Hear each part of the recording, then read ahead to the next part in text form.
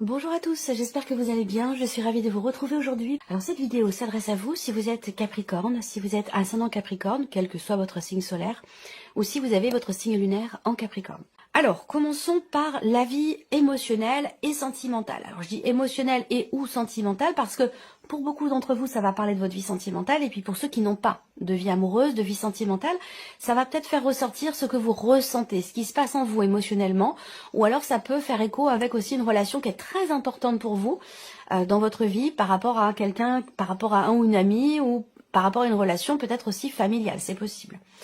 Alors, avec le Lenormand ici, vie émotionnelle et sentimentale. Alors on a une énergie plutôt agréable, plutôt positive ici. Alors la première chose que je vois, c'est il va y avoir une occasion, il va y avoir une opportunité. Peut-être de pouvoir régler quelque chose avec quelqu'un ou de pouvoir s'investir davantage ou différemment dans une relation qui est très importante pour vous ou dans votre vie sentimentale. Moi, ce que je vois, c'est que vous êtes visiblement perturbé. Il y a quelque chose, il y a une problématique, il y a quelque chose qui vous tracasse.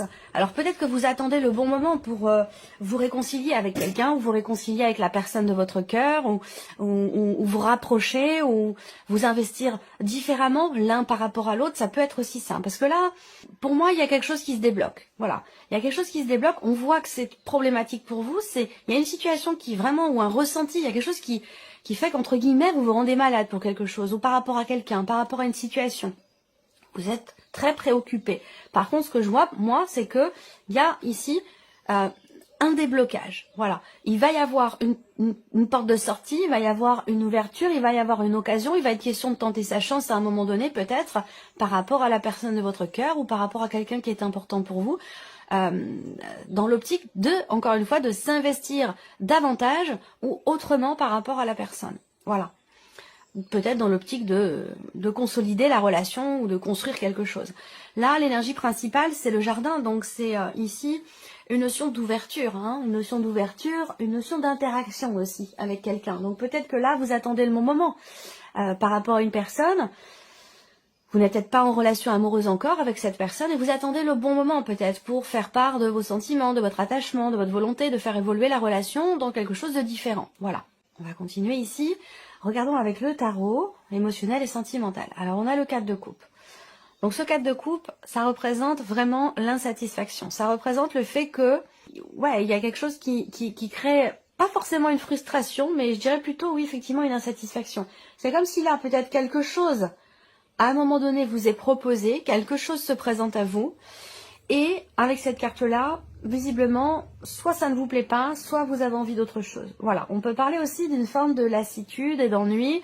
Est-ce que vous attendez cette possibilité, cette opportunité, vous attendez de pouvoir tenter quelque chose par rapport à quelqu'un, ou vous attendez que la personne en face de vous se décide à tenter quelque chose, à tenter une ouverture.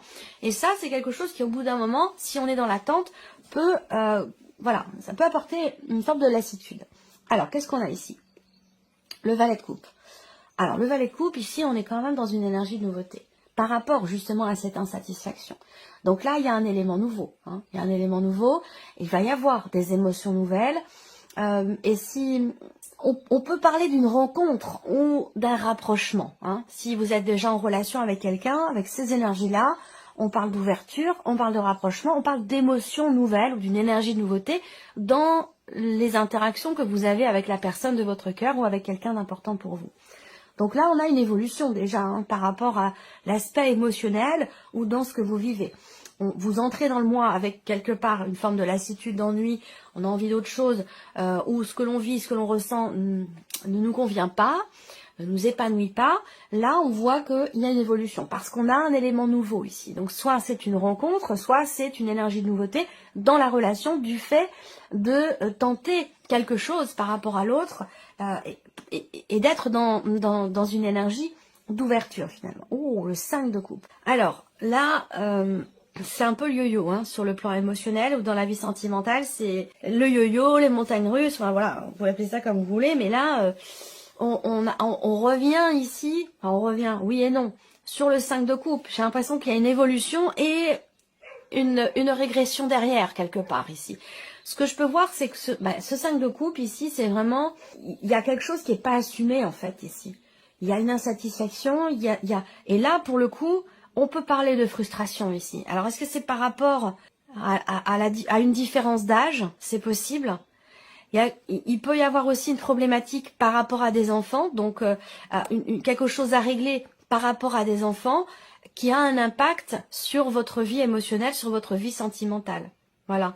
Il peut y avoir ici, je pense que ça s'adressera quand même un peu plus aux femmes qu'aux hommes ici, et particulièrement aux femmes qui sont mères. Alors peut-être que ça concerne la personne de votre cœur, hein, ça vous concerne peut-être pas vous directement, mais j'ai l'impression que il y a peut-être une forme de dualité.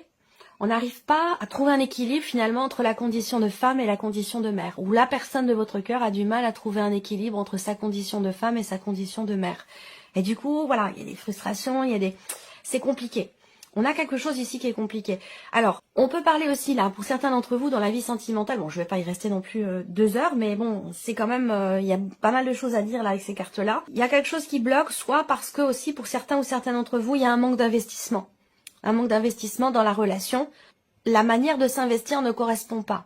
C'est-à-dire que la personne en face de vous ne s'investit peut-être pas exactement comme vous l'attendez. Voilà.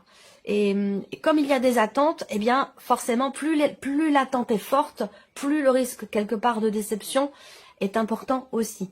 Voilà. J'ai quelque chose de cet ordre-là. Néanmoins, on reste, et je garde les éléments positifs par rapport à ce que je viens de vous dire.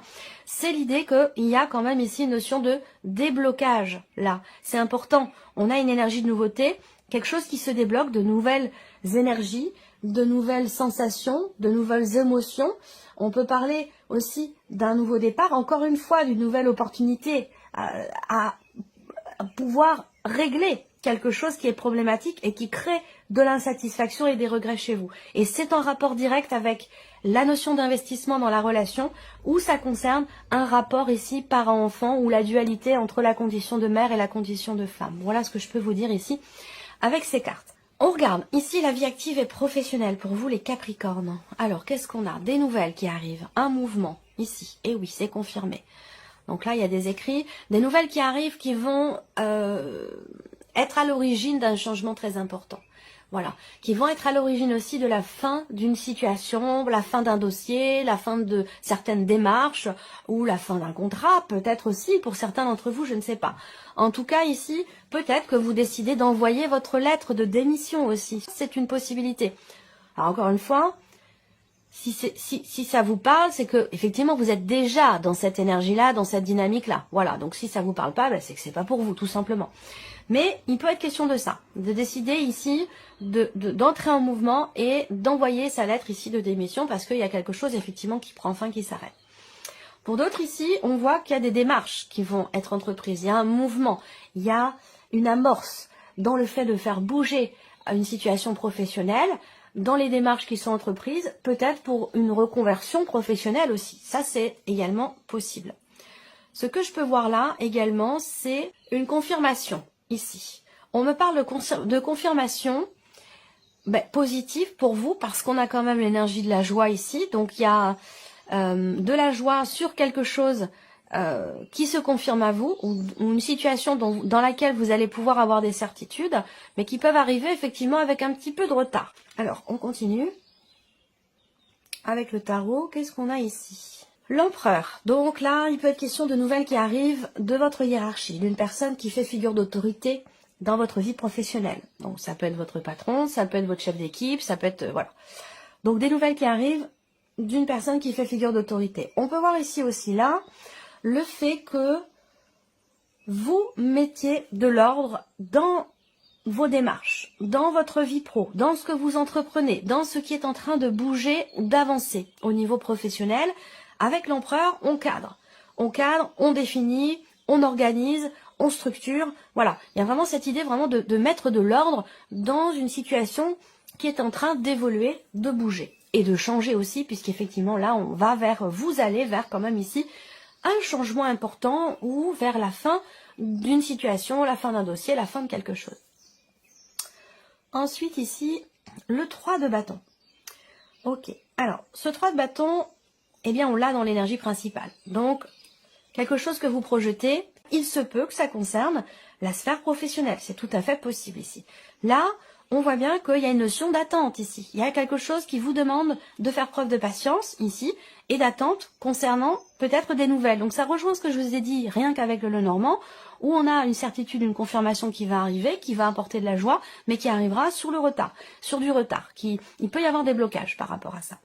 Donc, d'où cette notion ici d'attente et de patience.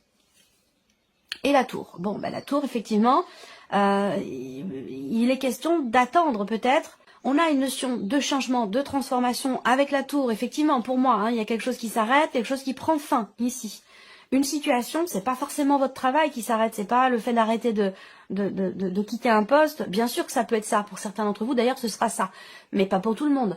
C'est simplement ici, vraiment, la confirmation qu'il y a une amorce pour quelque chose qui va s'arrêter.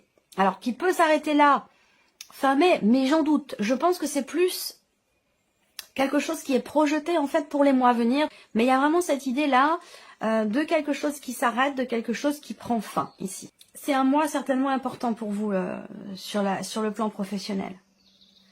Si on parle de reconversion ici, de démarche entreprise en ce sens, effectivement là, c'est pour le coup, c'est une reconversion vraiment totale. C'est un grand virage que vous faites où voilà, il peut être question d'aller dans des domaines qui sont totalement opposés, qui n'ont absolument rien à voir, où il y a vraiment ici un retournement important hein, dans ce que vous faites ou par rapport à ce que vous savez faire et ce dans quoi vous allez. Il y a vraiment un fossé, quoi. C'est vraiment important comme changement. Voilà, alors on continue le plan ici, matériel et financier. Alors, vous avez l'énergie du soleil qui est présente aussi, hein. Vous l'avez quand même 2 fois dans votre tirage ce soleil, donc c'est plutôt pas mal, c'est plutôt de bon augure. Ici, on a soit quelque chose qui réussit sur un plan juridique, sur un plan administratif, que ce soit dans des démarches ou dans une procédure, ici, on a avec ce soleil de toute façon une notion de succès et de réussite. Vous allez ici recevoir des nouvelles concernant un engagement, des papiers, des documents importants, un contrat, ou il y a des papiers à renvoyer peut-être, hein, des documents importants, des documents officiels ici. Alors, ça peut créer des petites tensions, mais des petites tensions passagères. Voilà, il se peut que vous ayez à régler quelque chose avec une administration, un organisme ou avec, pourquoi pas aussi une entreprise. Ici, c'est possible que c'est un rapport ici. Il peut y avoir des petites tensions par rapport à des nouvelles que vous recevez, mais au final, on a quand même quelque chose qui se solutionne, quelque chose qui se met en place, qui se signe, qui se conclut ou qui s'officialise. On regarde ici avec le tarot. Alors, la roue de fortune. Donc ici, on a un mouvement. Ici, un mouvement. Alors, est-ce que c'est en rapport avec ce que je vous ai dit dans le travail? Je ne sais pas pourquoi, mais là, c'est pareil. Il y a un gros changement ici. Il y a une fin de chapitre, il y a une fin de cycle, il y a quelque chose qui est toujours en rapport avec la saison. Soit vous préparez quelque chose, soit vous commencez à organiser un changement important. Alors là aussi, ça touche la sphère matérielle et financière. Est-ce qu'il s'agit de déménager? Est-ce qu'il s'agit de... Alors là, c'est intéressant par rapport aux finances.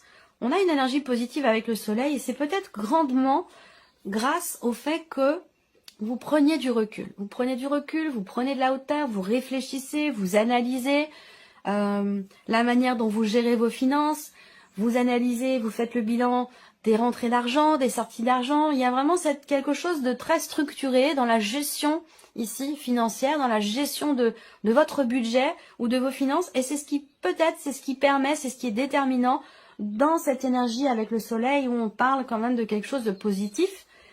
De réussite, de succès.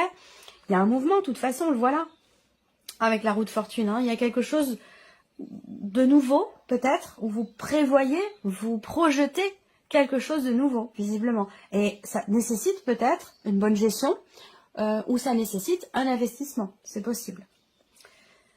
Le cavalier d'épée. Ok, par rapport aux finances. Bon, peut-être que là, il se peut que vous receviez des nouvelles aussi, peut-être de votre comptable. Ou d'un gestionnaire, quelqu'un qui gère vos finances, qui gère vos comptes. C'est comme s'il y avait ici un... Ouais, ça me parle de bilan comptable ou quelque chose comme ça. En tout cas, là, il y a une notion de réussite, une notion d'aboutissement. On clôture quelque chose pour aller dans un nouveau cycle, vous voyez. Il y a une clôture là par rapport à de l'argent, par rapport à un budget ou par rapport à votre comptabilité, quelque chose comme ça. Quelque chose d'important là. Alors, le cavalier d'épée ici, c'est le mouvement. Le mouvement, tout comme la roue de fortune, on a ici une notion de mouvement et là d'accélération aussi dans les événements. Grande réflexion, analyse, bilan ici, et une fois que le bilan est fait, là, ça part. Voilà, ça part, les démarches, on voit qu'il y a de l'attente, je pense que c'est en rapport aussi avec la situation professionnelle. On fait le bilan, on projette, on attend, on fait preuve de patience, et derrière, on a ici quelque chose qui s'arrête, quelque chose qui va être peut-être déconstruit pour être reconstruit autrement ou pour reconstruire quelque chose de nouveau. Voyez, toujours cette notion de reconstruction avec la reine de denier. Vous voyez, ça se tient, il y a un fil comme ça conducteur dans votre tirage. Attention, parce qu'avec le 7 d'épée, il faut faire attention quand même. Le 7 d'épée, c'est soit on se fourvoie soi-même sur ses finances, sur une stabilité financière, soit on est dans une situation où face à une personne qui n'est pas forcément totalement au clair finalement. Donc avec le 7 d'épée, en général, il est question de faire preuve de prudence et surtout il est très important que la situation, les démarches soient vraiment claires, limpides, nettes et précises. C'est très important. Il est vraiment question ici parce qu'avec le 7 d'épée, il peut être question d'un manque de clarté justement. Allez, on termine ici avec la surprise et l'inattendu pour vous les Capricornes. Surprise inattendue, ça peut concerner un projet. Ouh. Alors si je regarde les symboles de cartomancie, là je vais avoir des interprétations totalement différentes. Si je regarde les symboles de cartomancie concernant la naissance de quelque chose, concernant un projet, là la surprise elle va pas forcément être très bonne parce qu'avec la dame de carreau et le valet de pique ensemble, il y a peut-être ici, il va être question de faire preuve de beaucoup de prudence ici. Dans le cadre d'un projet, par rapport à la naissance, au début de quelque chose. Voilà. Parce qu'avec ces cartes-là, bon, il peut y avoir des personnes autour de vous qui peuvent être de mauvaises influences, de mauvais conseils, qui vous jalousent, ou il y a un environnement, là, ça peut être une ou plusieurs personnes, mais dans votre environnement, il y a quelqu'un qui va pas forcément dans votre sens, par rapport à une énergie de nouveauté, ou par rapport à un projet. Vous voyez? Et ça peut vous freiner. Donc attention, prudence. Ça peut très bien se situer dans une sphère familiale, d'accord. D'ailleurs, pardon. Ensuite, surprise inattendue, c'est une décision qui est prise.